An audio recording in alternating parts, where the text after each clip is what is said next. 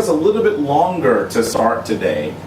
We're so pleased that you've joined us, and I'm hoping that our late start didn't set you off too much. I know that so many of you are expecting Kemetic Ascension to begin at 12 noon, and you are really waiting to join us, and we're so honored that you choose to spend every other Sunday with us. You should just know, and Anika will tell me off about this later, that our technology is hanging together, and we're not necessarily using, well, necessarily, we are absolutely not using anything remotely up to date. And those challenges sometimes are exacerbated by particular situations, like the extreme heat in New York City today. And so both of those things delayed us this morning.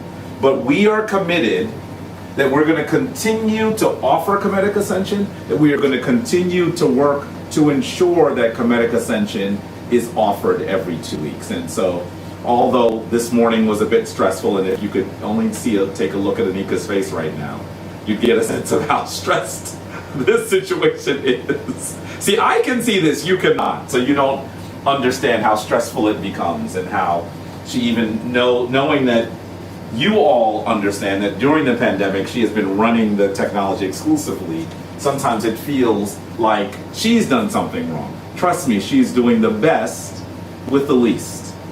And so that is really, really the challenge that confronts us. We will continue to grow. We will continue to offer more. But of course, we always need your support. And so that is the situation that we're in. We are still pleased to be with you.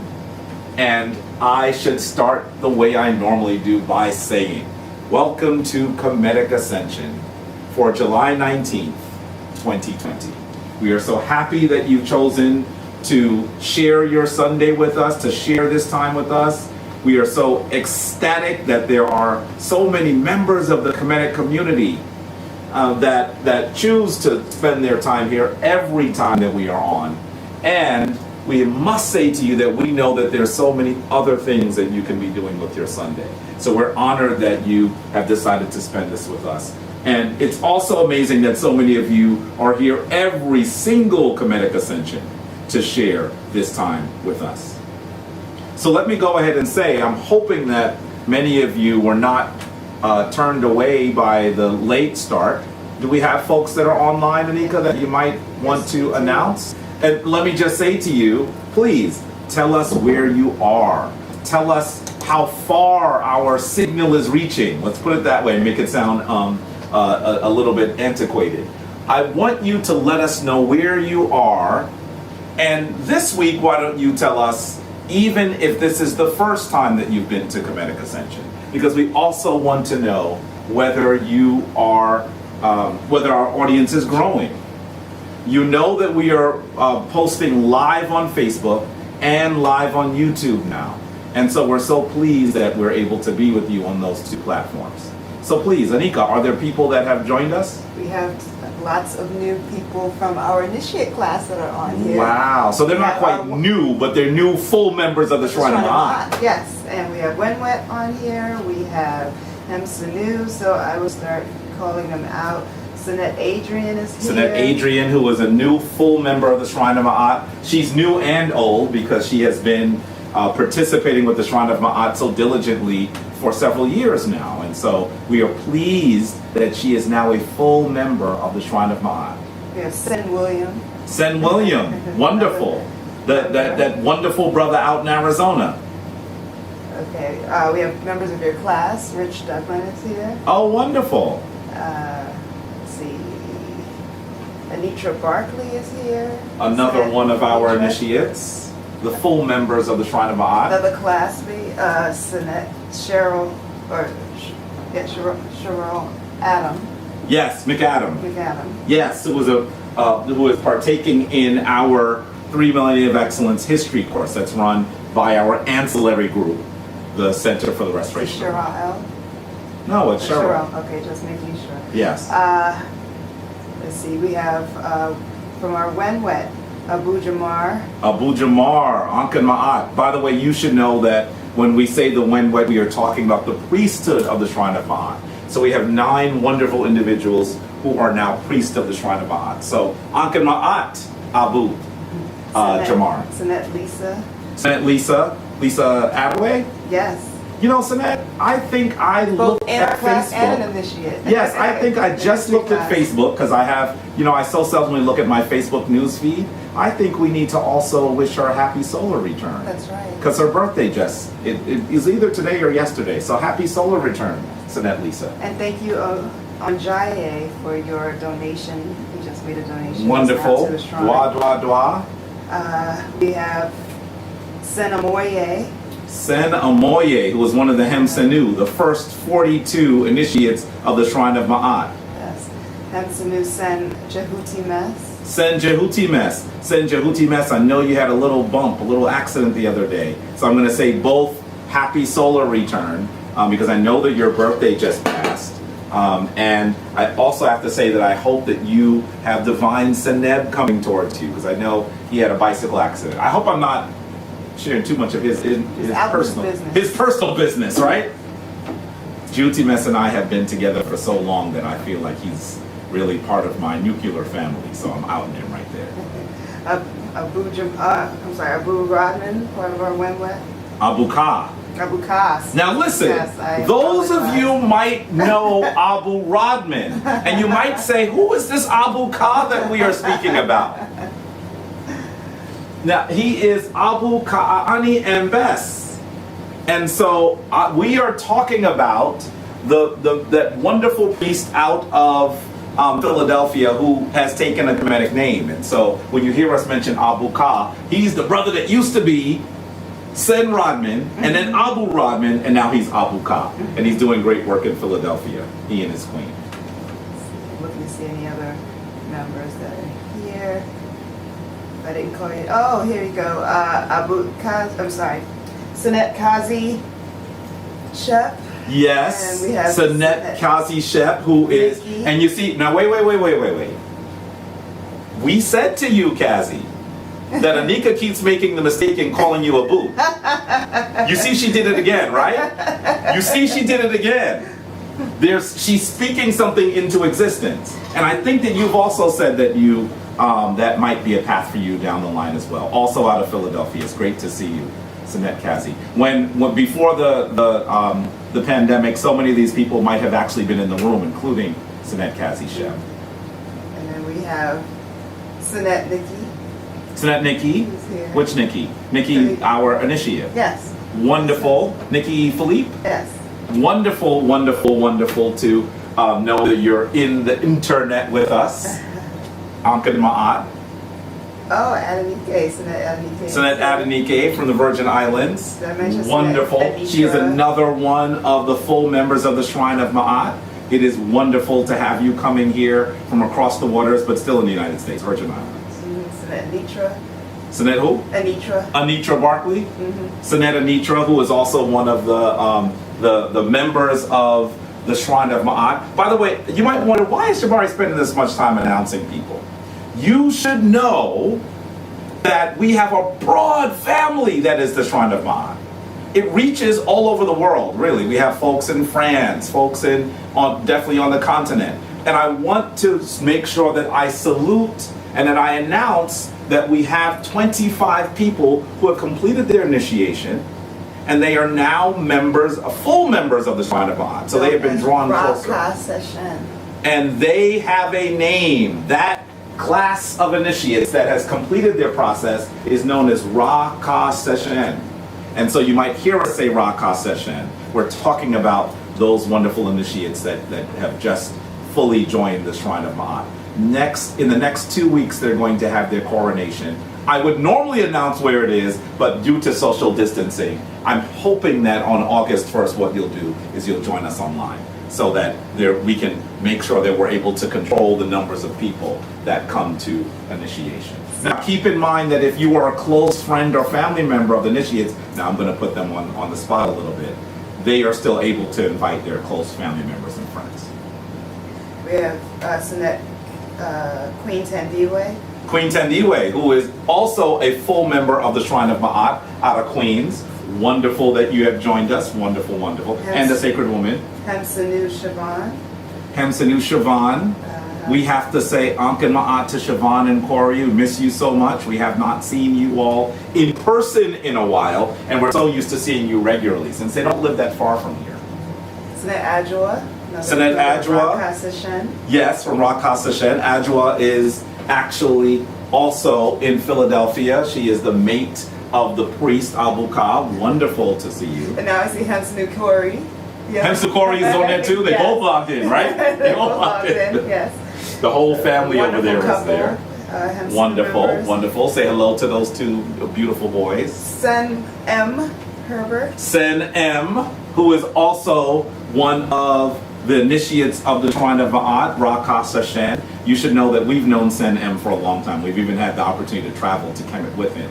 So it's wonderful that he's here. Salute to you, M. Sanet Abigail. Sanet Abigail, who is from Harlem, but I believe she's in Rhode Island right now. Another full member of the Shrine of Ma'at. Welcome, welcome, welcome. It is wonderful to know you're there, even though we would have really loved to be able to see you in person. And I'm going to call out Sanet Monique Colbert, who's like an honorary member. Sanet, she's always online. Sanet Monique she's been with us from the very beginning. Has been with us from the beginning. And she's out in Ohio making those wonderful confectionery sweets that drive us crazy on Facebook. Sanet Monique Colbert, we murr you, and hopefully one day you'll also be a full member of the Shrine of Ma'at. Yeah, so in terms of locations, you know we have Philly in the house. Philly is heavy up in the house. Brooklyn in the house. Brooklyn in the house. Oakland, California. Oakland in the house. We have England. England, wow. Phoenix, Arizona. Phoenix, Arizona, of course. St. William is out there. Yeah, Springfield, Ohio. Springfield, Ohio. Oh, we have Abut Seshat from Connecticut. Abut Seshat. Wenwet. Abut Seshat, one of the members of the Shrine of Ma'at. We are honored enough to call her our friend. We knew her before she was part of the Shrine of Ma'at, knew her well, traveled to Kemet with her. She's one of our peoples. And then Southfield, Michigan. Michigan. Macon, Mississippi. Macon. We have New Jersey. We're in New Jersey. We close enough to New Jersey that they should be saying the city. We have South Alabama. We have Spartanburg. This is Sanet Anitra. Spartanburg, South Carolina. Yes. South Jersey in the house. Wonderful. You know, we have the Virgin Islands in the house. With yes. We have Fredericksburg, Virginia. Wonderful. I think Fredericksburg Dallas, is where another one of the initiates are. Yes. Brazil. Brazil. Yes. Wow, is that Sanet Rosa in Brazil? No, Zaus Kush. Oh, wow, wow, wow. Wonderful. We do have Hemsanu out in Brazil. Yes, we do. Yes, we do. Sanet Rosa. Let's see. Cincinnati. That's, Monique Colbert in the Wonderful. house. And let's see, anybody else? Nebraska, Lincoln, Nebraska. I don't think we've said Nebraska before. Welcome. Welcome. Dallas. South Haven, Mississippi. Wonderful. DMV. No, we got DMV. The DMV area. That could easily be Sanet Cheryl is yes, on it there? is. Yes. Cheryl. Oh, and I see another Wenwet. Sanet Noni is in the house. Sanet Noni is there. Sanet Noni Bastet. Yeah, but that's who may be adding to her name shortly if I'm not taking the cat out the bag. Putting too much people business out. I'm putting their business in the street. When it's the Wenwet, I could do that, or either Wenwet or Jehuti Mess, who is like, my little brother, so I could put their business in the street. Let me just say, Ankin Ma'at to you. We hope that you are still in good stead, good spirits, high emotions, with a light heart during these challenging times. We are so pleased that you have joined us for Kemetic Ascension. And I need to say just a few quick things. I've mentioned the coronation of our full initiate class, Rak HaSashen. And I also want to go ahead and say to you that you will see that Sen William Humphrey is in there. We have to, as a family, say that we will support Sen William Humphrey as his son. Some of you might have heard of this. His son, his wonderful 19-year-old son, Dion, who is a really promising, a good young man, was taking his sisters to school. On the way back, he was attacked by the police. He was attacked by the police. And so I want you to send myrrh to William Humphrey, to send William Humphrey if you are able to. I'm not going to say if you are able to. We are also asking for you, if you can, to donate to his GoFundMe, because the legal fees are likely going to be exorbitant. We also want you to make sure that you tell everyone about what happened, because we should be able to get national coverage of this tragic situation. Now, I will say this. We are absolutely blessed that Sen Dion, the 19-year-old son of Sen William, is still with us. He was injured. He has even scar tissue on his heart. They were considering that they were going to end up having to do they were going to have to do heart surgery on him, and you know it's serious if they're considering heart surgery during the pandemic. Young Dion also has sickle cell anemia, so this makes things so much more difficult for him. Please support the Humphrey family. Support Sen William, who is a wonderful man, who was one of those folks that was so close to the Shrine of Ma'at that many of you might have thought that he was already initiated. And so he has been part of our walk for some time, and he needs your support. This is one of the reasons why Kemetic Ascension exists. Because we know that so many of you have been honoring your ancestors, have been actually connecting yourself to the Neteru by yourself. But when we come together, something special happens. When we come together and Hessi, when we come together and pray, when we come together and laugh and sing, when we come together and cry and hold each other on the shoulder, even digitally, something else happens. A different harmonic resonance occurs. And so it is important that the family of the Shrine of Ma'at support the William Humphrey's family, because they are going through a challenging situation. I know that they are strong. If you have even seen that family, you can tell that they are a strong family. They have a strong extended family, but we need for you to support them. Anika. So we have some new people on YouTube that are asking what dua means and some of the words that we're using, because this is their first time. So dua, or you might hear us say tuau, means thank you. So it's just us giving appreciation or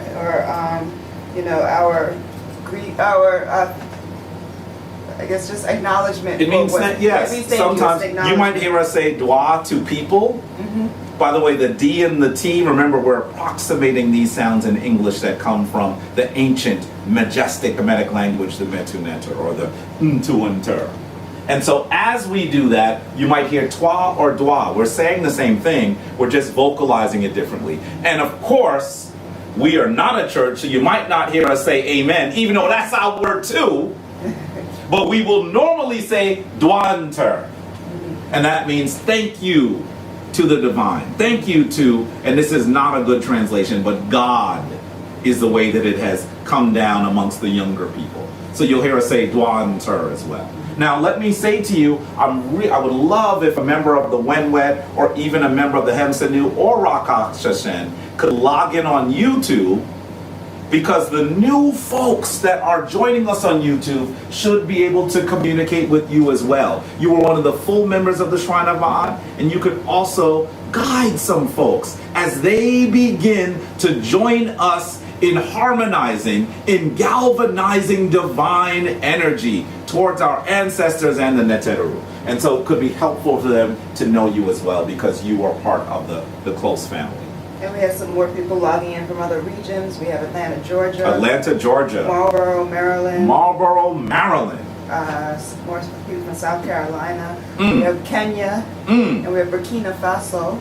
Now, listen, I don't know if we've heard Kenya before. So let me say Anken Ma'at to you, Hujambo to you.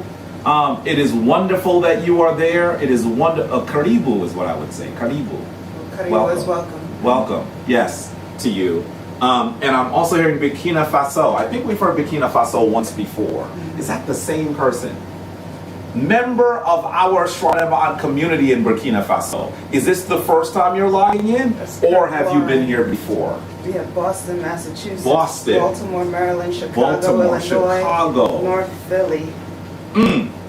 Now, you know they say North Philly because they trying to say North Philly different than other parts of Philly. It's almost like when we say uptown, right? You in New York, I'm uptown. Okay, Spiritual Elevation's been trying to reach out to us, so they're trying to reach us. What's that? Keep trying Spiritual Elevation. We have hundreds of emails that are coming through, so we're trying to get them as many as we can. Senegal is in the house. And Spiritual Elevation, send an email to Jed, DJED, DJED at shrineofma'at.org. Send me an email directly. You can also send it to Ma'at at shrineofma'at.org so you can reach us. Texarkana, Arkansas. Texarkana, yeah. Arkansas, that's right. Welcome. So yeah, we are definitely reaching out. So let us say that we are so honored to have such a group of people from all over the country and all over the world joining us for Kemetic Ascension. We are so pleased that you are here, and we send divine energy to you through the internet. Divine healing energy, divine myrrh energy, divine love energy, divine life energy, or ankh into the internet. To you and to your family, we are pleased that you are here. So, you may know, if you are a regular participant, one of the members of the family of the Shrine of Ma'at, whether you're an extended member or a close member like our initiates, you know that when we begin Kemetic Ascension, we must begin it with the ritual that marks our shrine, the ritual that describes our lineage, the ritual that was brought back into existence by our shrine elder, Baba Heru Angra Samaj Se Pata. We murr you, we love you, Baba, and dua for bringing the Kemetic tradition back together into the West. So this ritual is the ritual that was given to us by our shrine elder as he began to reclaim, reconstruct the Kemetic tradition here in the United States over 50 years ago. And so we are so pleased that he has done this, and we are asking that you join us for it. Now, I know we have some newer people, so I'm going to say we would like for you to stand in what we call the position of adoration.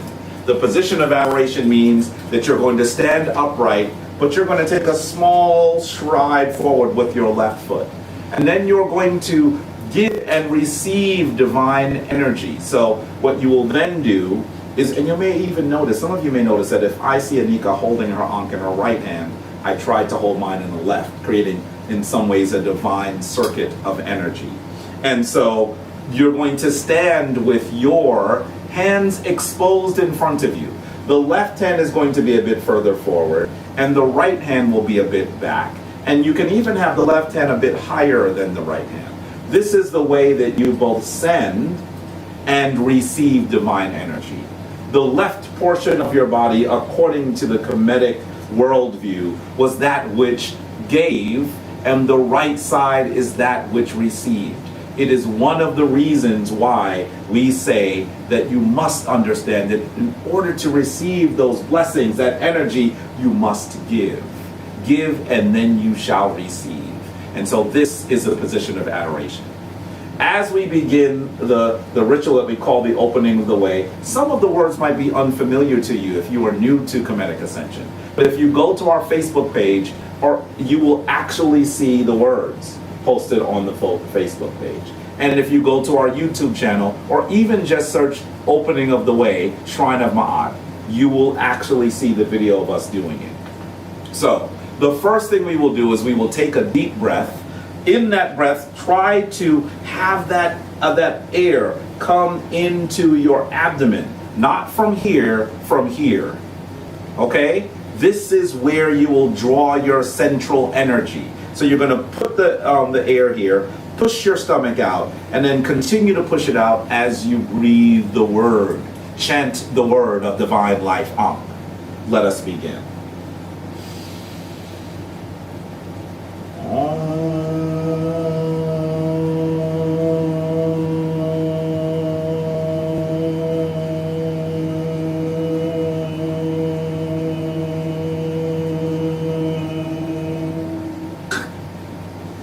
Anetrak in bet-het. Anetrak in bet-het. Nuke in bet-het. Nuke in bet-het. Anetrak hapi. Anetrak hapi. Nuke hapi. Nuke hapi. Twa winter. Twa winter. Now you're going to turn to your right. Anetrak serket. Anetrak serket. Nuke serket. Nuke serket. Anetrak kebsanu. Anetrak kepsanu. Nuke kebsanu. Nuke kepsanu. Twa winter. Twa winter.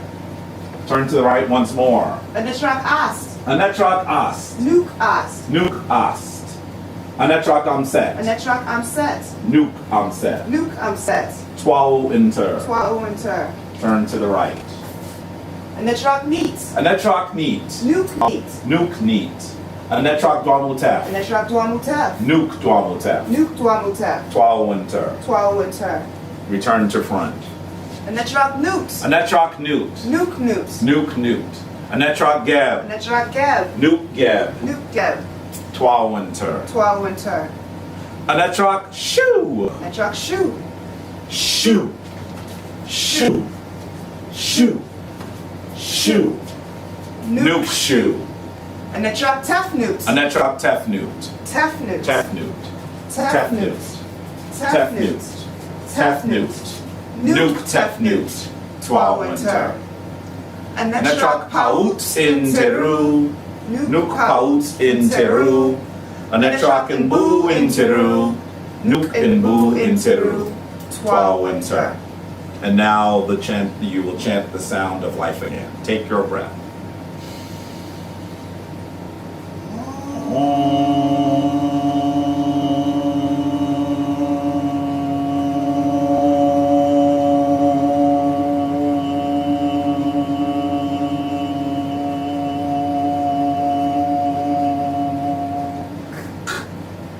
Twa winter. Dwa, dwa, dwa, dwa, dwa, for partaking in the opening of the way. Dwa. Also want to give a shout out to Dr. LaRoche, who I see is online. Our good brother, Dr. Daniel LaRoche, who is part of the 3 Millennium of Excellence class, and someone who has been part of the family of the Shrine of Ma'at now for several years. Dua to you, welcome to you, Ankan Ma'at to you. It's good to see you. So, I need to say to you that you should be doing the opening of the way. The opening of the way is the ritual that helps us remember what we've always known. Remember that we are divine individuals living a physical human experience. And in fact, if you do the opening of the way regularly, it should reconnect you to your divinity, reconnect you to your fundamental power. This is of critical importance, particularly because, as you've probably heard me say, there is really only one problem that all of humanity ever faces. Some of you are saying one problem, but all of the things that are besetting our community, Jabari, how can you say there's only one problem? Well, I will say to you that the one problem any human faces, the one problem that any community faces, is actually the problem of disempowerment. Disempowerment. If you knew exactly how powerful you were, if you knew that your life could be filled with abundance, if you knew that your life could be filled with myrrh, if you knew that your life could be filled with prosperity and health, simply because you are a divine entity and if you call it into existence, it shall be so, none of the challenges that come before us actually are truly challenges. None of the challenges that come before us are actually truly challenges.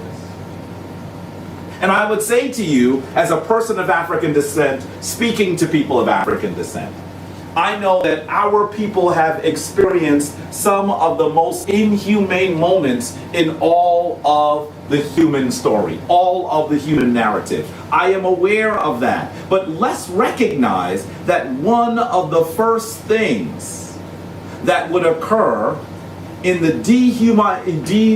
humanizing process of enslavement is that our enslavers, those cruel Europeans, the Tamhu, would actually take you out of your power. How did they do that, Jabari? Well, one of the first things they would do is they would give you a name. To take your name from you. Your name should describe your process. Your name should describe your worth. Your name will also describe your lineage, connect you to the most ancient narrative in all of human history. And so removing your name, taking your name, was one of the ways that those enslavers took you out of your power. And then what they would do is they would make it illegal for you to be able to read, so that you could not connect yourself to history. You could not connect yourself to other people in other places. And so this is one of the ways that those enslavers disconnected us from our fundamental power, disconnected us from the Neteru, disconnected us from the ancestors. This is what they intended to do. Before they could enslave you, they had to remove knowledge of who you are. And you know that that was never complete, that Africans continued to fight, that Africans fought on the shores, on the ships, and now in the New World. Because we never completely forgot who we were. And that is the reason why we destroyed our chains. That is the reason why we destroyed the system, the cruel system of enslavement. And so you can connect this directly back to the great ritual that our elder brought forward. Because if you understood how powerful you were, you would not be beset by any problem that might befall you. And so this is of critical importance. And I hope that you recognize that it is important that you do the opening of the way. You might be saying, now I don't have the words. Remember, go to the Facebook page. I don't know exactly how you're moving. Go to YouTube. You can learn this, and you will know that there are people amongst you right now in those rooms on Facebook and YouTube that do the opening of the way. How often? Every day, at least once a day. Before you do anything important, you should do the opening of the way, given to us by our elder, Baba Heru Ankra Samad Sekrata. And so we say dwa, dwa, dwa, enter to him and for him, for bringing the legacy in its full power back into the West, back into existence. So, at this part of Kemetic Ascension, we try to gather in Hessi. We try to gather in divine chanting. We try to gather in song. And so you should know that this is a challenge for us. Before the pandemic, we had wonderful individuals that were here with us. And we usually had our Hessi masters here. Some of them are in the room right now. I know that Abu Kepra, I don't know if he's on right now, but I do know Abu Noni Bastet is there. She's one of our Hessi masters. And of course, we had a wonderful sister who was close to the Shrine of Ma'at, who is now a full member of the Shrine of Ma'at, that would be up with them too. I'm talking about you, Sinet Adrian. So there are so many of you who would come in and assist us with this. And then we had others who quietly tried to always assist. We know we had Abu Ames that would be there assisting, sometimes hitting the drum. And even quietly, I don't know if Abu Zephaniah, one of our other priests, is on there. But Abu Zephaniah also writes Hessi. He does it on the low, right? They don't always tell people that he's doing Hessi, but that young priest is doing good work. And so I need to salute him as well. It was challenging to do Hessi with just the two of us, because with all of the wonderful things that the Neteru have granted Brother Jabari, a singing voice is not one of those things that they granted. A speaking voice, I hope, because you're going to hear me speak more than you're going to hear me sing, but definitely not a singing voice. So that is a challenge for us. But I do want you to know that we will still, regardless of how it sounds, we will continue to do Hessi. Why? Because you don't have to sound like Aretha. You don't have to sound like Isaac Hayes. You don't have to sound like, I don't know, Usher in order to do Hessi. Hessi is one of the ways that you will connect yourself to your divine energy. So please do Hessi. Please do Hessi. Hessi, for those of you who are unfamiliar with Hessi, is like divine chanting, divine song. And you might have actually thought that Africans in Christianity were the ones that brought song and divine singing into existence. But you should know that Africans have been doing this for thousands, probably tens of thousands, probably millions of years. We know that Africans have been praising the Neteru and recognizing the ancestors in song and chanting and praise. So, today's Hessi, we want to do something a little different. So, here are the words that we'll be chanting. We're going to be chanting Sopedet Nefera, Sopedet Nefera, and then we're going to be singing Webin Ra. Webin Ra, okay? So Sopedet is one of the descriptions of the divine feminine energy that is the Eastern Star, the star that rises, that beckons the beginning of the Kemetic New Year. We're going to talk about the Kemetic New Year in a moment. And also beckons the birth, or you could consider it the rebirth of the divine Savior. And that Savior could be Heru, and sometimes it also could be Asar, because our Kemetic ancestors were not speaking in literalism. They were speaking in divine symbolism. So it could be the birth of either of those two deities. And so it is Sopedet Nefera, Sopedet Nefera, Sopedet Nefera, Sopedet Nefera, Sopedet Nefera, Sopedet Nefera, Sopedet Nefera, Sopedet Nefera, Webin Ra, Webin Ra, Webin Ra, Webin, Webin, Webin, Webin Ra, Webin Ra, Webin Ra, Webin Ra. Sopedet Nefera, Sopedet Nefera, Sopedet Nefera, Sopedet Nefera, Sopedet Nefera, Sopedet Nefera, Sopedet Nefera, Sopedet Nefera, Webin Ra, Webin Ra, Webin Ra, Webin, Webin, Webin, Webin Ra, Webin Ra, Webin Ra, Webin, Webin, Webin, Webin Ra, Webin Ra, Webin Ra, Webin, Webin, Webin, Webin Ra, Webin Ra, Webin Ra, Webin, Webin, Webin, Sopedet Nefera, Sopedet Nefera, Sopedet Nefera, Sopedet Nefera, Sopedet Nefera,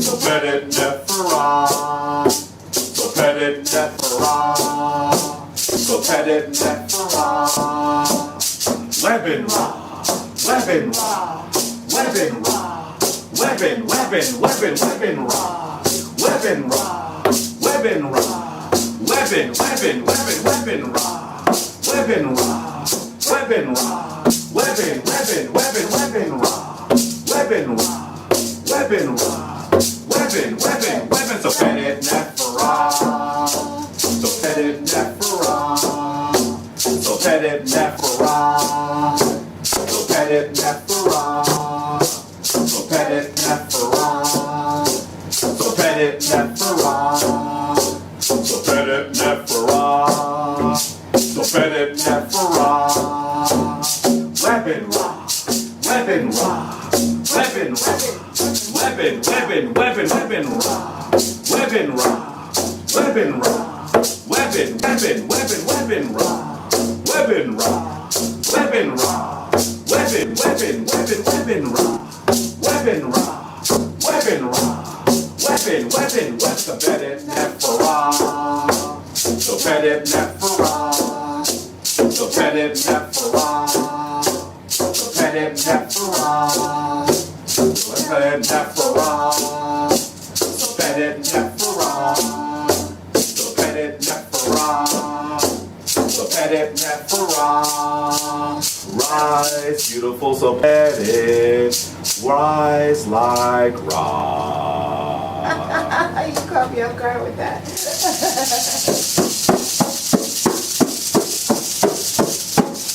So, I enjoyed that.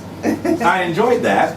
And when we say Pedinephera, we are saying Pedit. This is this beautiful woman who is personified by this star, this distant sun of another solar system that actually marks the rising, the rebirth of the sun.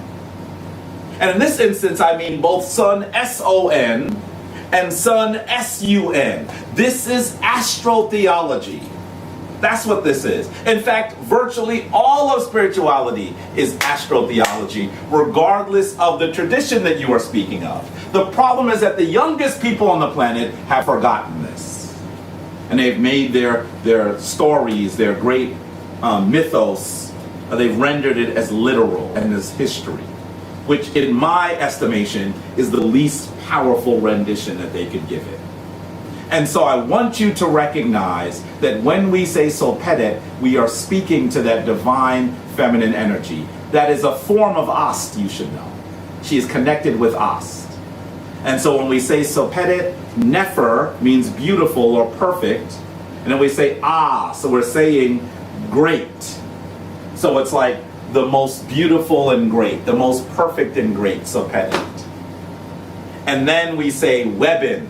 Webin means rise, Webin Ra, and we're talking about the rising of the sun, Webin Ra. And so that is what we were chanting. And this is a chant that you should feel free to take into your spiritual toolbox. Something that you can pull out when you're looking to actually use divine energy for your own aims. You are a divine spiritual being, imbued with all of the powers of spirit, all of the powers of divinity. So use that spiritual toolbox, carry that spiritual toolbox, and pull the tools out that you need when you need them. This is something you can do, Remech. This is something you can do, Kemetic New. Pull forward the energy that is needed. It is your birthright. And so that is what we were Hessiing today. Pedinephera, Pedinephera, Pedinephera, Webin Ra, Webin Ra, Webin Ra, Webin, and Webin is rise. By the way, that Webin, that was in spirit. We didn't talk about that. Nick was like, what is he doing? I love that. It just sounded like it made sense to me. Rise, rise, rise, rise, Ra. And I think that as we sang it, it sounds like something that I would actually have read in the great ancient texts. And so hopefully our ancestors, those powerful, impervious Africans, actually are smiling today as we speak one of their most ancient sacred languages, as we galvanize divine energy, as we worship the Netagru, as we remember their great accomplishments and their legacy to the world. And so hopefully the ancestors will be smiling on us today because of what we have done and the way that we do it together. So please keep in mind that when we Hessi, I know that some of the words might be unfamiliar to you, and certainly the tune is unfamiliar. But try to join it as best you can, because you should enliven your life with Hessi as well. It is a powerful spiritual tool, and we hope that you are using it. So, at this point in Kemetic Ascension, I would actually like to go into what we call the word from the Seba'it. The word from the Seba'it.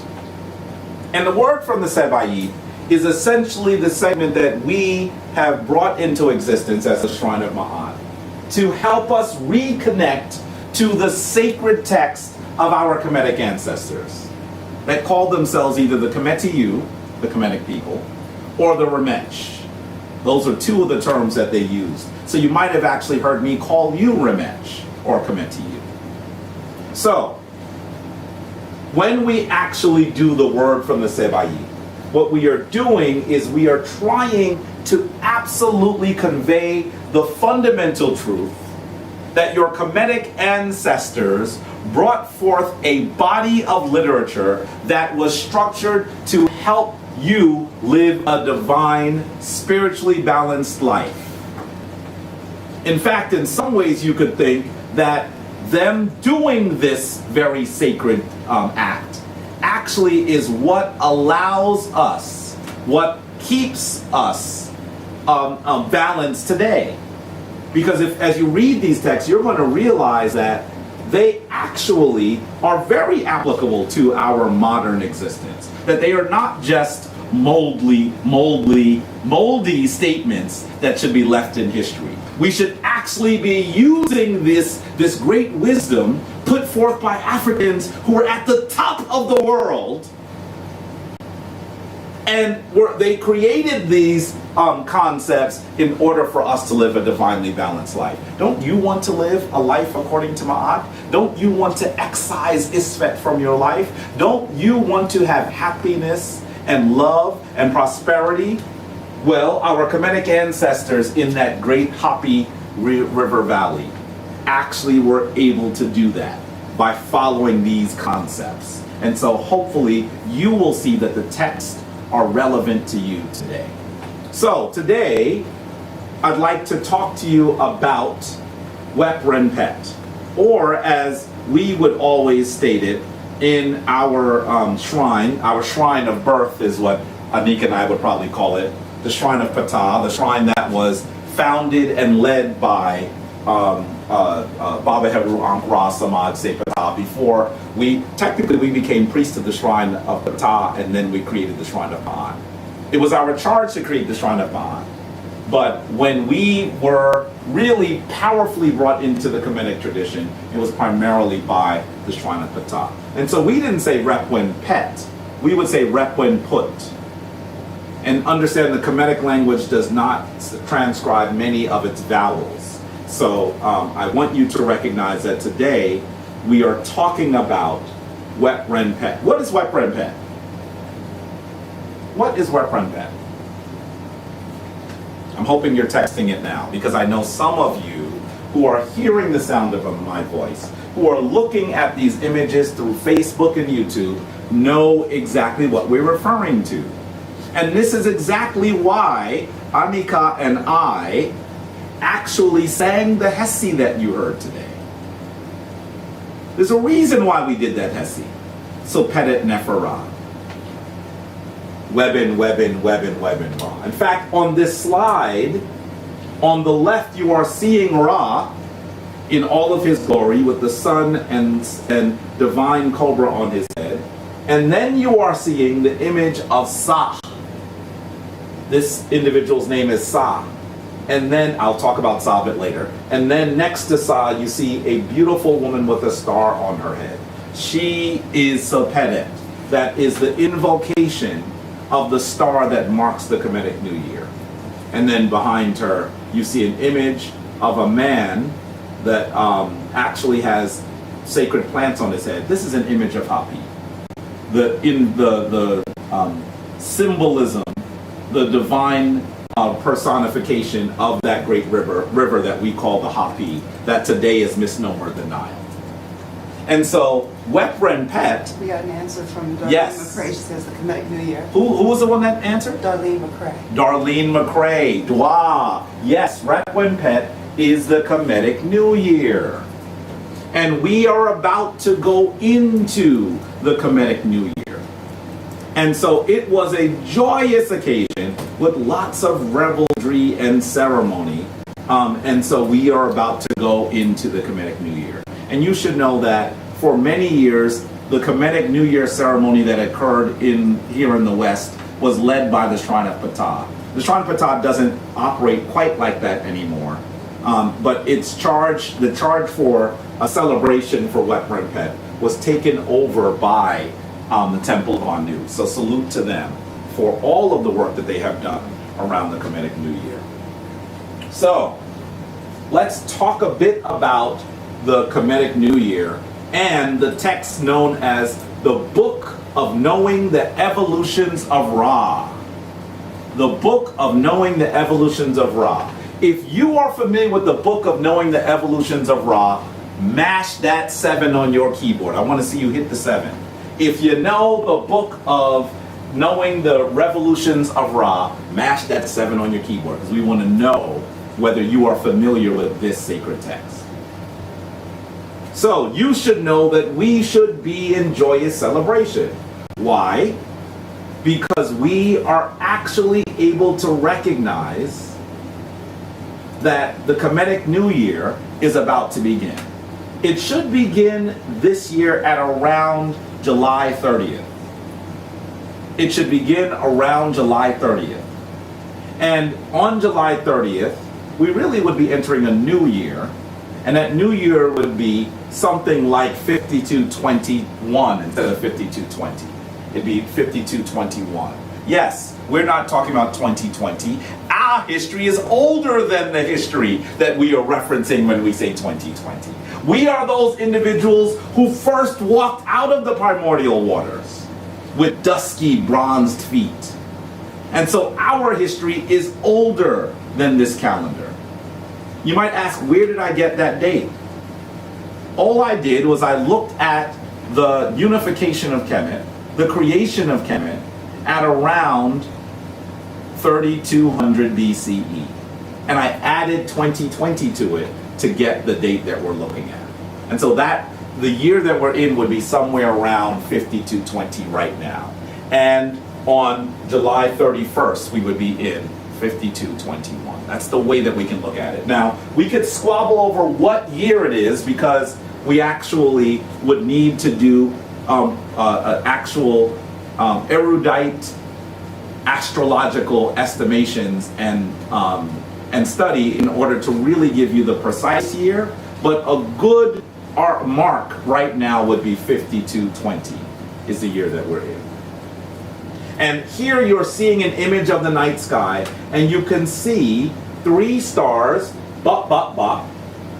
and those 3 stars are pointing towards this other star that is the brightest star in the sky.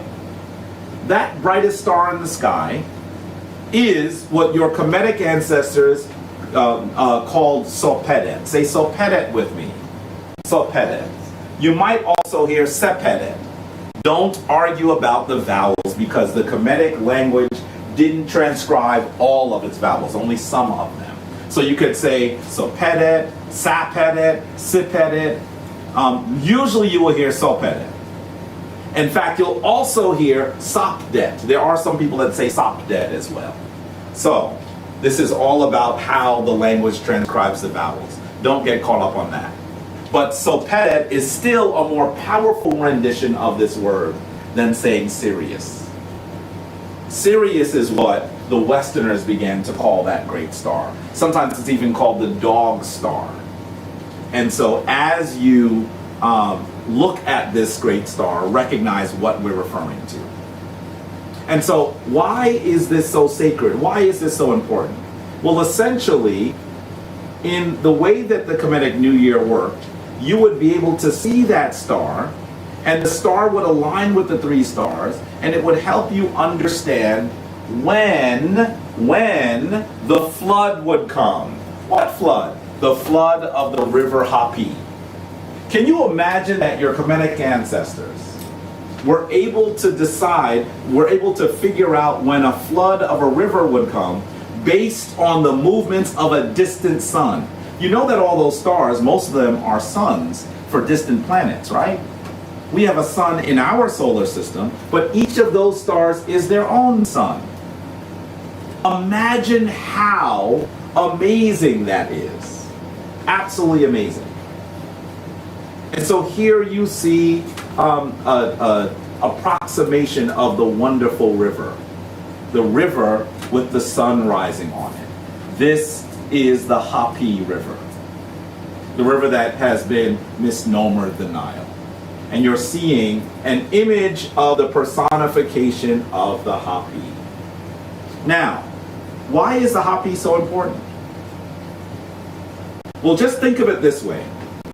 Your ancient African ancestors settled actually along this river, and I would have to say to you that a less mature people, a less connected people would actually not, what happened? would actually, is everything okay? Yes, just the next slide has the wrong date on it. Does it? It's 2017. Oh, so I thought I changed it. It's the next. Okay. So one of the things that you will know is that as you look at this image, you're actually going to know that your ancestors were able to live in harmony with the entire universe. Because imagine that they are coming to live along the river Hapi. And as they come there, they are in the desert. Who in the world would decide to live in the desert? Wouldn't you rather live somewhere where you have lots of greenery so you're able to grow food and you're able to have regular access to clean water? That's usually what civilizations do. Specifically if they're not in tune with the universe. So what did these people do? They were in the desert, and so they would have had to encounter this wonderful river that brings civilization from the interior of Africa into its coast. And living along the river would allow you to live in the desert. However, think about how challenging this is. You're living along the river, and then at one point of the year, the river's banks begin to swell and swell and swell until they are so massive that they obliterate all of the structures right along the river. You might actually say, look, I already didn't want to live in the desert, now I'm living along the river that's sustaining me, and then that river destroys everything? This could be seen as cataclysmic. A lesser people would have just moved away and said, this is terrible. But your ancestors were able to actually live in tune with the movements of this divine river body. Because now if they were able to decide or decipher when the flooding would occur, they would be able to live with the flooding. Because what does the flooding do? The flooding not only irrigates the land, but it brings rich soil from the interior of Africa, rich black soil. And so that black soil would come down and it would be very fertile and allow them to grow food, allow them to live along the river. So your ancestors were so connected to the very movements of the universe, to the order of the universe that we would have called Ma'at, that they were able to live in an area in peace and happiness where a lesser people would have actually been sent away. And so this is of critical importance. This is of critical power for you to recognize what your ancestors did and why this was so important. Yeah, I have the wrong date on here too. I'm sorry, Anika. I noticed that now. I made an error. So, take a look at how the Hapi could actually occur. Right here, you're looking at these two massive statues. Today, they actually call these statues the Colossi of Memnon. And the reason why they call it that is when the Greeks got there, one of the statues, I believe it's the one on the right, actually was damaged in a fashion that at dusk, this is after the sun had been beating on this stone statue all day long, at dusk when the temperature was going down and the wind would blow, the second one would make a sound like it was singing when the wind blew through it. And so they started to say that this was the song that Memnon's mother sang for him. And of course, Memnon was in Greek mythology a king of Kush. So they were telling you right off the bat that Memnon was supposed to be an African and that the people in Kemet would have been African too. That's the reason why they named it this way. So the Greeks also knew that the Kemetic people were African. This is what this story also tells us. But you should know that the Greeks really didn't know what they were talking about. This is not a statue of Memnon. This statue is of Amenhotep III. Amenhotep III, a powerful, powerful ruler that lived in the 18th dynasty. And so he created this entire temple, which has actually been destroyed. They're actually trying to excavate some of the stones. So they're able to actually reconstruct the temple as we speak. There's more here now than there was before. When Anikaf and I first started traveling to Kemet, I think this third statue in the back, this third gigantic statue wasn't even there. And so what you are seeing is the fact that excavations are also occurring. And I want you to take a look at this picture. This is from a few years ago where we stood at the feet of this statue with this wonderful family. This is Anika and myself, actually in Kemet with this family. We really enjoyed hanging out with them. The eldest daughter is now, I think she's about to graduate college. You don't see this picture? I'm not sure what happened with the slides. It should be there. But either way, understand that this was a wonderful time. And as we stood there, if we looked at the side of this massive statue, oh, let me say this first. Think about the flooding of the Hapi. When the Hapi is flooded, look at how this area looked. We're showing you a drawing in the ancient, not ancient, but in the time during the, after the Arab invasion. You're going to see these two statues almost submerged in water. Take a look at that. Very, very interesting. By the way, no third statue. Can you see there's no third statue in either the picture or the drawing? And you can see that they actually are in water. This is the flooding of the Hapi. So that while it looks like this primarily today, where you just see soil, it wasn't always like that. It was not always like that. Because when the Hapi used to flood, this is what individuals in that area would have seen. It would have come all the way up there to those statues and been all the way in their base. And so I think that's very interesting. Now you may know now that the Hapi no longer floods because the modern Egyptian government dammed the river. And they dammed the river so that they could electrify all of Kemet. And so today, the modern country of Egypt has one of the most stable electrical grids in Africa, on the continent, because they dammed the river. So it no longer floods like this. But I want you to get a sense of how dramatic the flood was in ancient times. Quite dramatic. Quite dramatic. And if you look at the side of the statue, what do you see? You see a depiction of Hapi. Hapi looks like a male with an engorged breast because he is full of fertility. This is, in some ways, he has both male and female attributes. And he is tying the knot of the two plants of Kemet, the knot of the papyrus and the knot of the lotus. And that is the unification of Kemet. So you are seeing that they are saying that this great river is what unites their nation. That this great river is what allows them to live. And so it is a beautiful, beautiful image.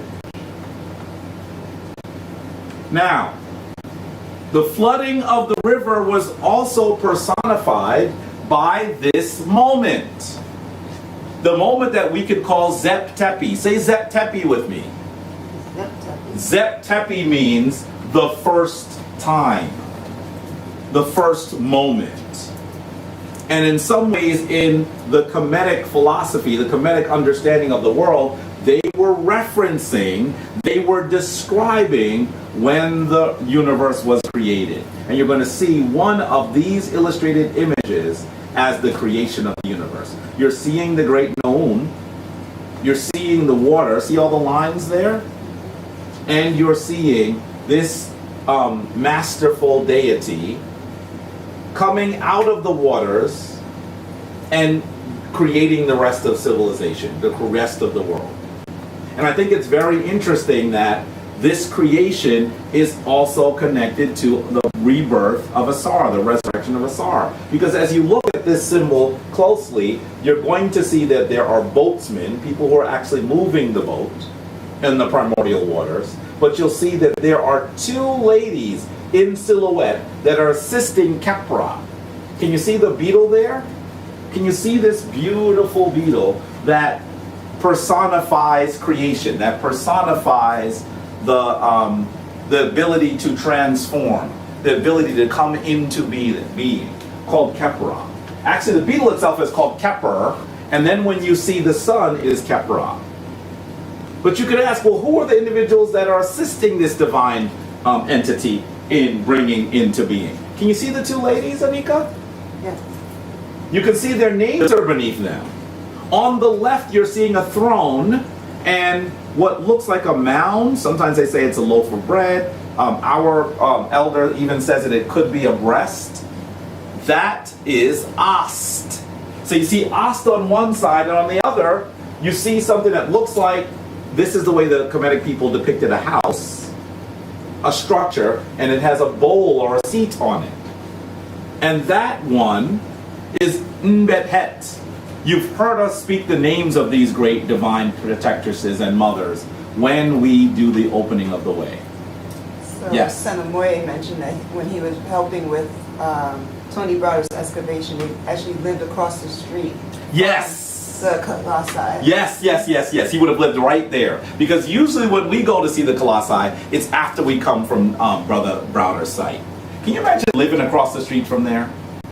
What was that the experience like, Senamoye? That must have been absolutely amazing. Must have been amazing to just live amongst the ancient world, the ancient African world, just like you were living thousands of years ago. And so that must have been absolutely amazing. So you see these two great ladies assisting the Kepera, and then you see a divine man at the top bent over backwards. He is also assisting in creation. And if I'm correct, I believe that this is Asar. I'm trying to read the glyphs here. It's a version of Asar. You can see that he has his curled beard. You can see that he actually has another deity standing on his head. This is one of the images that our ancestors created to depict the Zep Tepi, the beginning of time. When the great deity comes out upon the waters and creates all of the universe. And so, in the book of Knowing the Evolutions of Ra and of Overthrowing a Pep, that's the full name, the book of Knowing the Evolutions of Ra and of Overthrowing a Pep. By the way, Anika, did anyone mash that 7 on their keyboard? No one knows this text. That means you're into learning. You should be into learning something today. So let's read how they describe the beginning of time here. Read with me. These are the words which the Nebercher spake after he had come into being. This is what he says. He says, I am he who came into being in the form of the Neter Kepera, and I am the creator of that which came into being. That is to say, I am the creator of everything which came into being. Now the things which I created, which came forth out of my, that says month, it should say mouth, my mouth after I had come into being myself, were exceedingly many. The sky, or heaven, had not come into being. The earth did not exist, and the children of the earth, and the creeping things had not been made at that time. I myself raised them up from out of new, from a state of helpless inertness. I found no place whereon I could stand. I worked Hekau, I worked a charm upon my heart or my will. And I laid the foundation of things by Ma'at. I made everything which had form. I was then one by myself, for I had not emitted from myself the Nter-Shu. I had not spit out from myself the Ntert Tefnut. And there existed no other with who could work with me. That is powerful. This is this divine entity that they call the Nebercher. The Nebercher, which means like the Lord of Lords, Nebercher, who actually comes into being and creates everything. He comes into being as Kepera. So can you see that we're talking about divine symbolism here? That he's actually a divine force that takes many different forms. This is another way that we know that in the divine cosmogony, in the divine Kemetic understanding of the world, they were not using what some people have marred us with, the term that is sometimes called polytheism. In many ways, what we are describing is one divine entity that can take many forms. And so this is a very, very powerful way to view the world. By the way, I want you to also notice something else. This is very interesting. We see that this divine entity, Anika, we see this divine entity still has to speak out to actually create Shu and create Tefnut. But which deity does he not create? No, he creates himself. Well, which entity does he not create? Read the text. It says he laid the foundation from his will by Ma'at. Ma'at is a deity that has no creation. I have said this many times. There are sometimes even when some of the Talmud would challenge me on it when I said this in college, by the way. One of the first books I read was the book of knowing the evolutions of Ra and overthrowing of Pep. Quick story. When I was coming into understanding of ancient Kemet, I remember I used to walk across campus to this big mansion that was on Central Campus. And I would go there to look at the ancient Kemetic archives. And I found this book. It was a big old book. And I would be reading it there. And I'd get caught reading so much that sometimes everybody would leave. And I'd be like, wow, wow, and I'd be like, I'm in this old mansion by myself reading the book. And it was a little creepy. So one of the first books that I started to read was the book of knowing the evolutions of Ra and overthrowing Apep. And so this was powerful. I was saying then, Ma'at was that which was not created. Even today people challenge me on it. Now you see the proof. He doesn't say he creates Ma'at. He says he creates the foundation by Ma'at. When the earth exists, when the universe exists, when existing exists, Ma'at is there. Ma'at is the order of the universe and stands above all others. This is powerful. This is powerful. Let's continue. I laid the foundations of things in my own heart, and there came into being multitudes of created things, which came into being from the created things, which were born from the created things, which arose from what they brought forth. Now this is almost like him saying that things were created by things that were created that were by things that were created, but he created all of those initial things, which created and created and created. Now listen carefully to how he creates.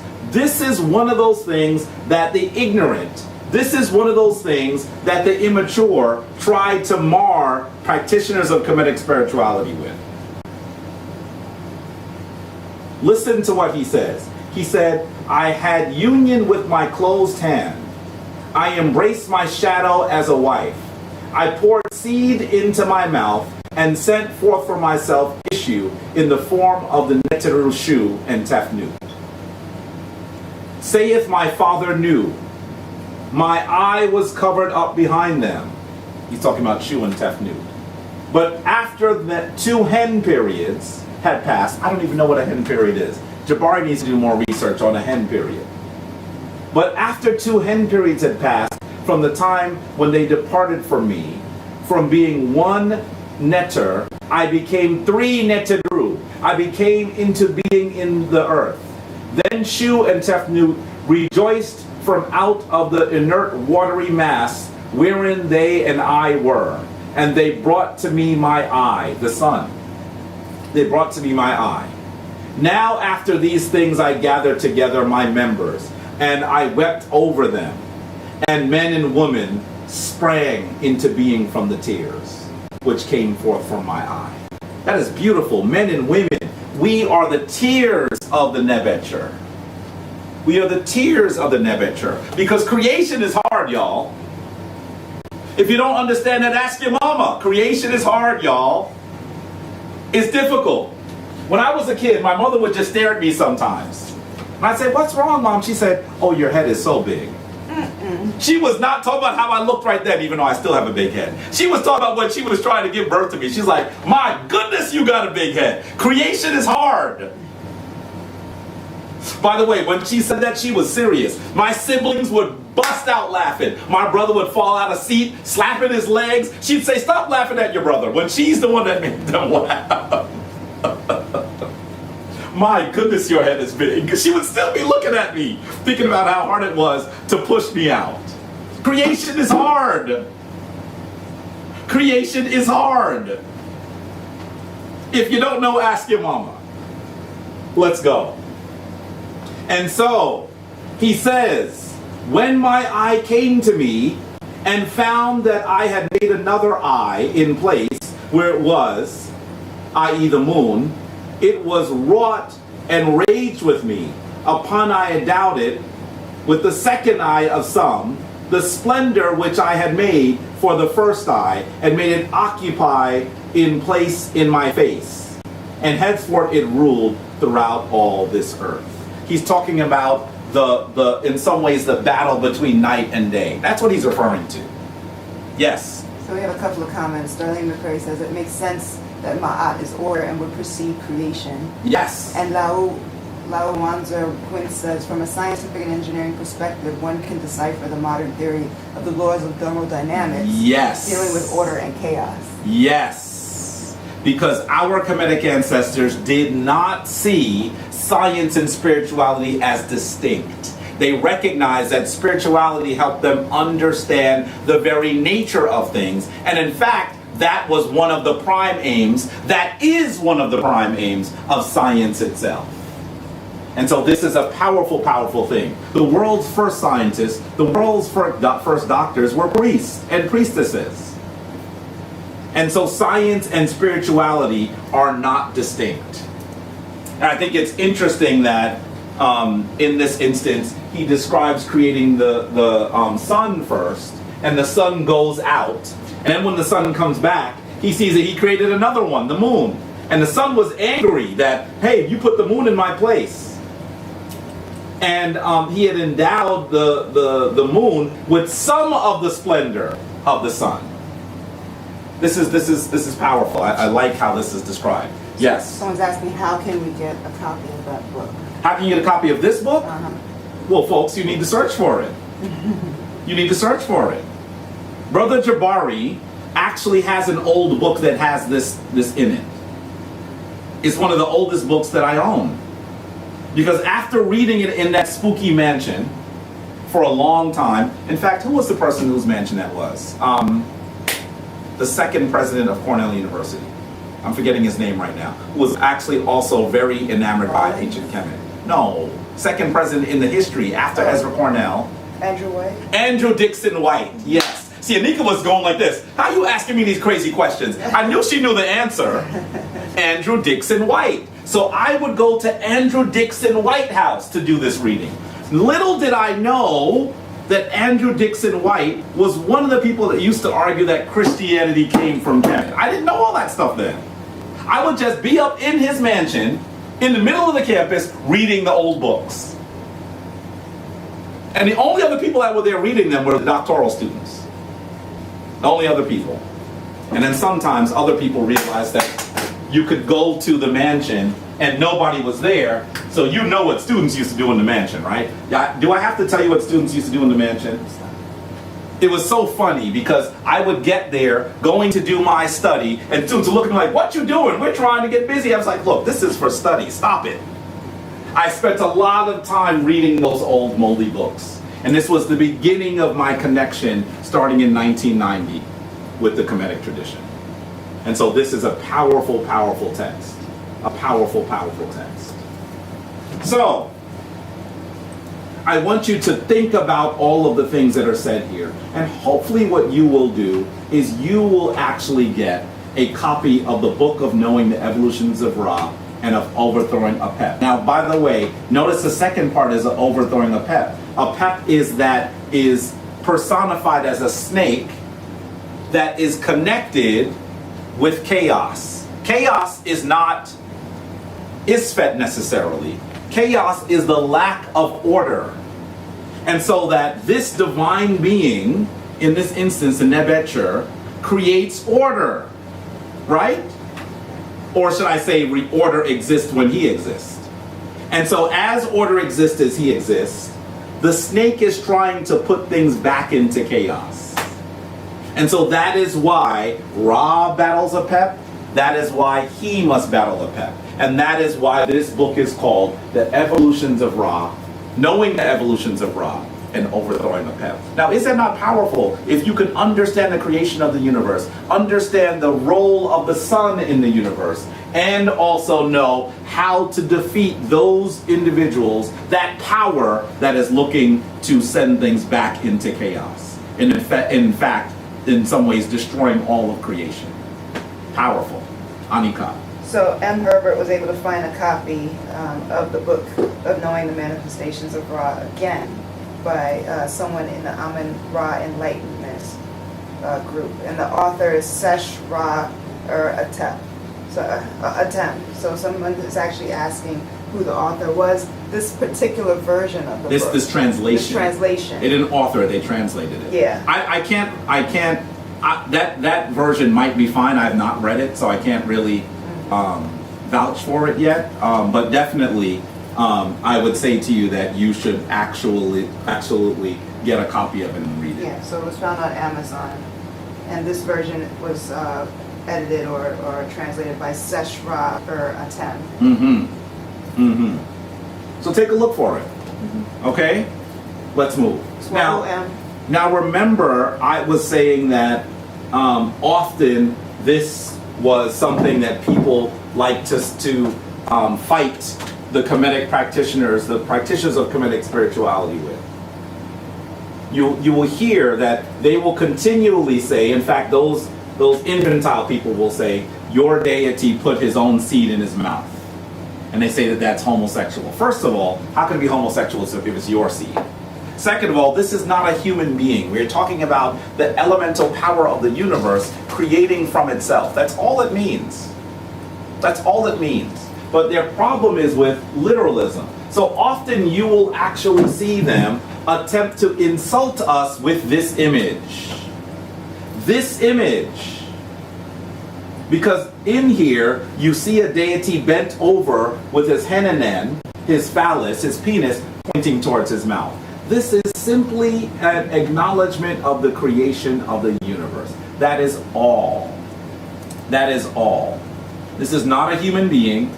These are divine energies creating out of which none other were created. And part of the challenge that we have is the problem of literalism. I don't think I'm going to play this video next, Anika. I'm going to just simply explain that the problem of literalism has led to many bizarre things. One of the things that happened, in fact, particularly around henanen or penises, because the Western people, the youngest people on the planet, had discomfort with their own divine bodies as they were created, is that when they would find amazing statues from Kemet of deities with erect phalluses, erect henanen, guess what they would do? They would hide them or they would carve them out. One of the statues, a statue of a Moon Min, which Anika and I have even seen at the British Museum, had the penis drilled out and they lost the penis. They don't even know where it is. It's been in the museum for over 100 years. They don't know where it is. It's probably in someone's private collection, which is really disturbing. Extremely disturbing. But that was their difficulty with literalism. And this is one of the things that we need to work in undoing on the youngest people on the planet, because they have confusion. In fact, look at these passages from the Christian Bible. I want you to understand how some of the problem of literalism and some of the difficulty with your human sexual organs occurs. Take a look at by the way, first of all, the images of the women above. They look a little strange, right? These were supposed to be women who had gone crazy because they were not able to have orgasm. And so literally, they even developed devices. This one is developed by the Lambert Snyder Company, actually in New York, by the way, at 10 West 22nd Street. And it is the Lambert Snyder vibrator, which conquers pain. For a limited time, we will sell our $5 vibrator at $2. Prepaid to any part of the United States on receipt of $235. It instant relief from rheumatism, deafness, indigestion, poor circulation, and pains or aches. You can use it yourself, and it is always ready and will last for years. Used and endorsed by physicians everywhere.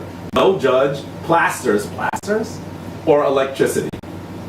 So they actually had a man that would stand on a stage and massage a woman's genitalia to actually get her from the madness of no orgasm. This is the problem with literalism. But you should expect that this discomfort with the reproductive organs of men and even more of women would be caused by these sorts of ideas that we even see in the Bible. Take a look at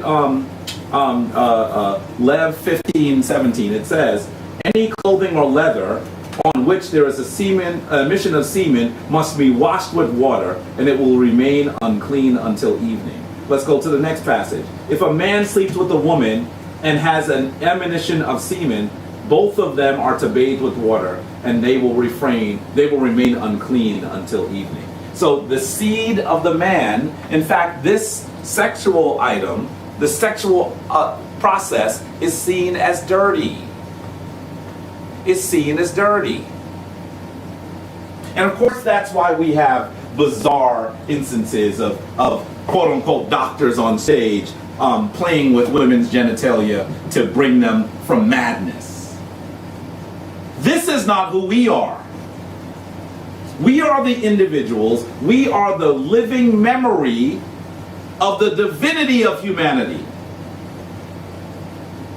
of the creation of humans by that divine being that cried and allowed us to exist through his own tears. This is absolutely who we are. So we should not have this discomfort with our physical organs. Take a look at these images here. On the left, you are seeing an image of Newt and of Geb down below, and you see them nude. You see an image that is a representation of Asar with an erect phallus. Why? Because he is the chief of erection.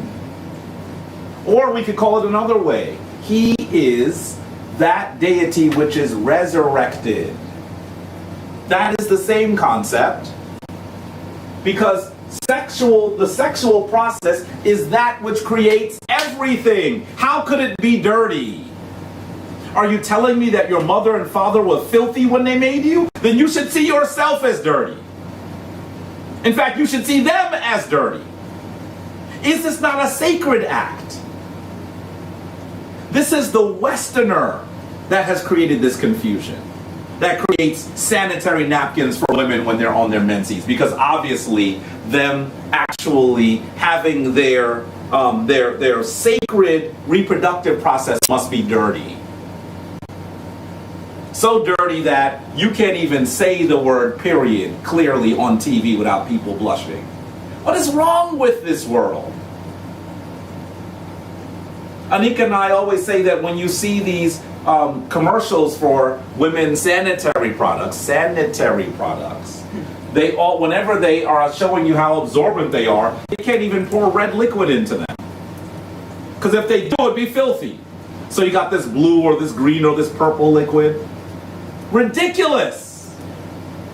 The youngest people on the planet are those who have not learned its most erudite teachings yet. It is your job to do that, elder of the planet. It is your job to do that, Kemetic New Year. It is time for Grandmama to get the switch and to put things back into order and to tame a pet. Because we know that creation is a sacred process, is a beautiful process. And all of those processes that go along with it are sacred and beautiful and divine. Perhaps because the Westerners feel that their reproductive organs are dirty, that's why they like to do dirty things with them. Stop it! It's time for us to bring this world back into its divine balance, into Ma'at. And stop being literal, and stop being patriarchal, and stop having discomfort around this divine vessel that you were given in order to live your spiritual life in physical form. So, Anika. Senamoye mentions you can get a good copy of that text along with others that include the meta in a book by Budge called Legends of the Egyptian Gods. Yep. Hieroglyphic texts and translations. Yep. I have a copy of it. An old copy of copy. Everything. an old copy of I it. don't know why Jabari makes it seem like he doesn't have every book that exists. I don't have every... Stop! Our house is full of books, people. He has every book that he's mentioned. I have been studying our people, our ideas, and in fact all people on the planet for over 40 years. And definitely very diligently for over 30 years. And so in doing that, I have a large collection of books. And that's how I'm able to understand, I think, the world and all of its creations. And so take an understanding, Kemetic, of the importance of your sexual congruence. Please do. And if you're confused about this, if this is dirty to you that you see deities with penises and that have intercourse between men and women, if that's dirty, then how does this couple create the world? How does this couple create the world? I want you to explain to me how creation comes from this.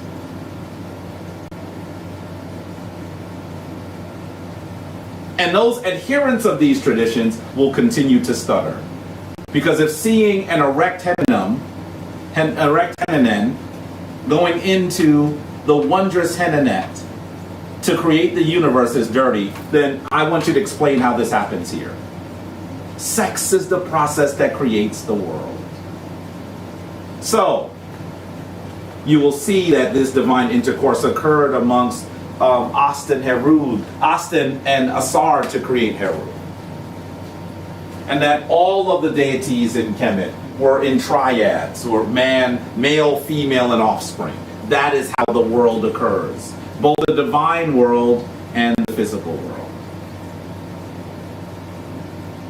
So I want to go back to a second before we close to the concept of the flood.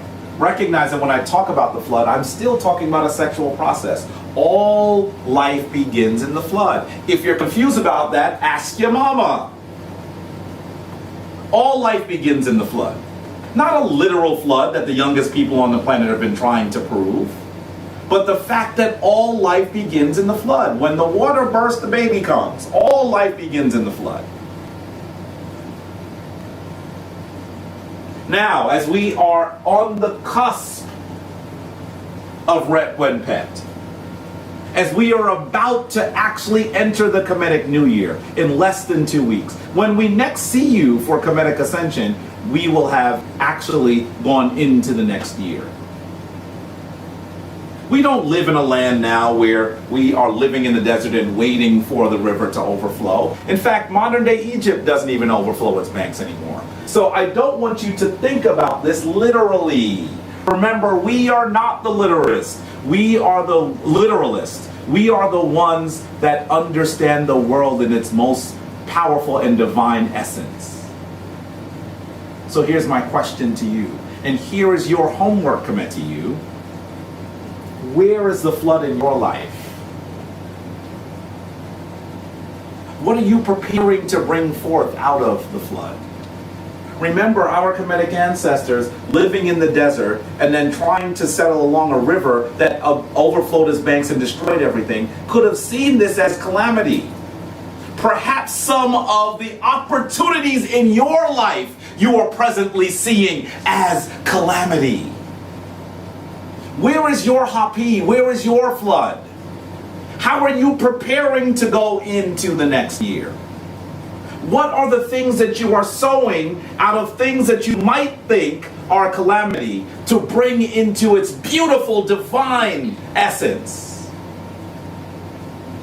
What I would like for you to do, Kemetic, over the course of the next week is I want you to write a list of all of those things that plague you, all of the challenges that you have.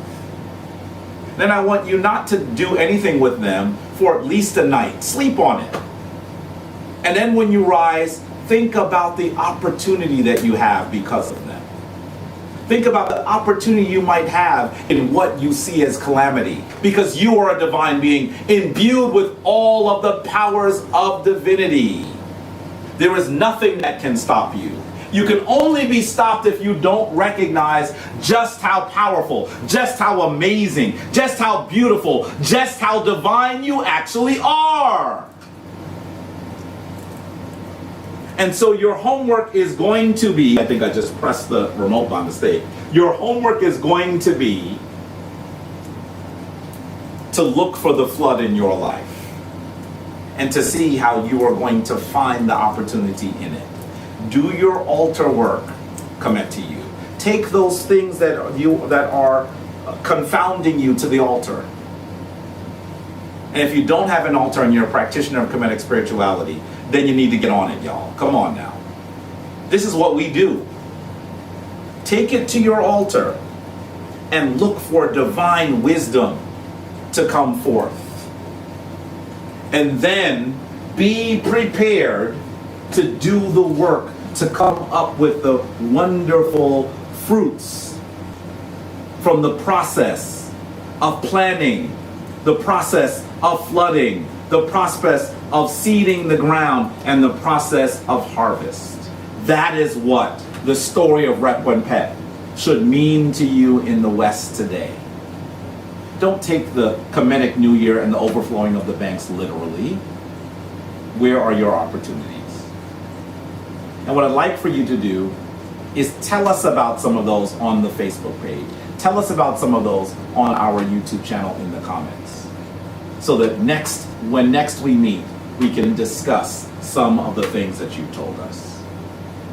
Because if we are going to resurrect our people, if we are going to become the Africans who spawned us, then we must use their ways. We must understand their legacy. We must use their mechanisms to once more return to the forefront of human civilization. With that, I say the divine force in me meets the divine force in you. Ankat Ma'at, Shemematem. Please, Anika, can we go to our final affirmation of the day?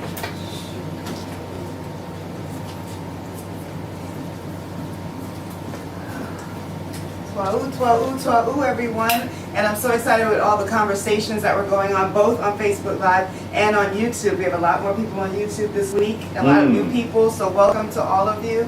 We're excited to have you here.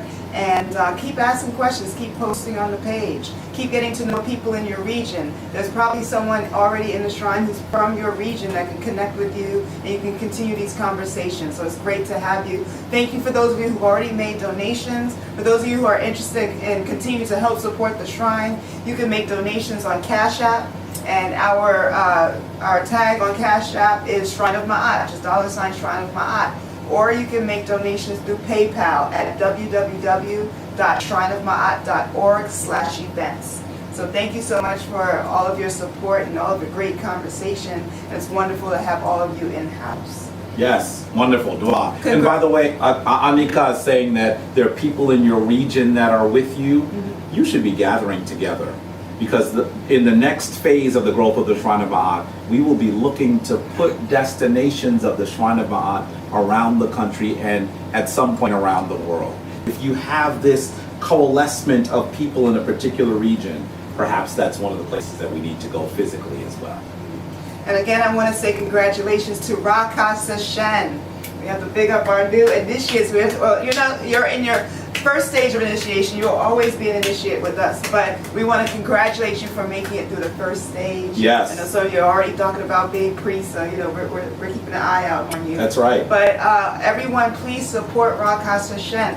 The coronation will be August 1st, and it will be streamed Facebook Live at 9:30 a.m. Yes. So we won't be releasing the location, but we will have everything streamed so that you can watch the coronation in process. So please log in on August 1st at 9:30 a.m. and congratulate. You can even start typing in the chat right now. Congratulate Raka Sashen.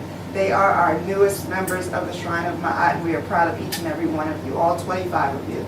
That's right. That's right. We're also proud of our WenWet who are still going through their priesthood training. Their priesthood training is 3 years long. They have not even finished 1 year yet. Nope. I believe they're in their eighth month of training, but they are priests of the Shrine of Ma'at. They are doing the work, and we're proud of all the work that you're doing. much myrrh to our hems anew, the bedrock and the foundation of the shrine. So it was great to see all of you there.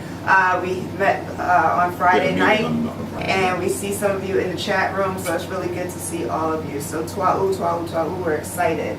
So I'm going to end this with our one of the oldest prayers known in Kemetic tradition. So we're going to ask for you to be in the pose of adoration that we started with when we did the opening of the way. So left hand forward, left foot forward, right hand slightly back, right foot slightly back. And I would like you to repeat after me. This is in the language of the Medu Neter, our first language given to us by our ancestors, and then we will translate it into English. So please repeat after me. Amasu impante. Amasu impante. Sausu emidra impante. Sausu emidra impante. Autu aura. Autu aura. Maketi paherura. Maketi paherura.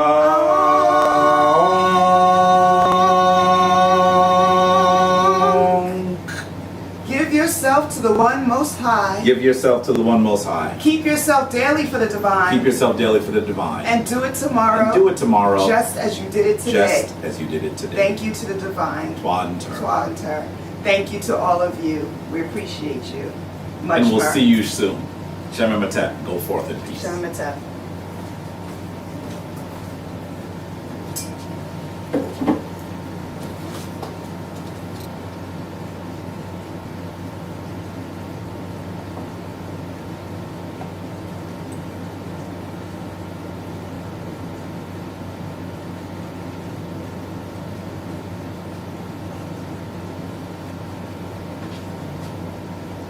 Are we out? Not yet. Still responding to some questions. Mm-hmm. You don't have to rush out.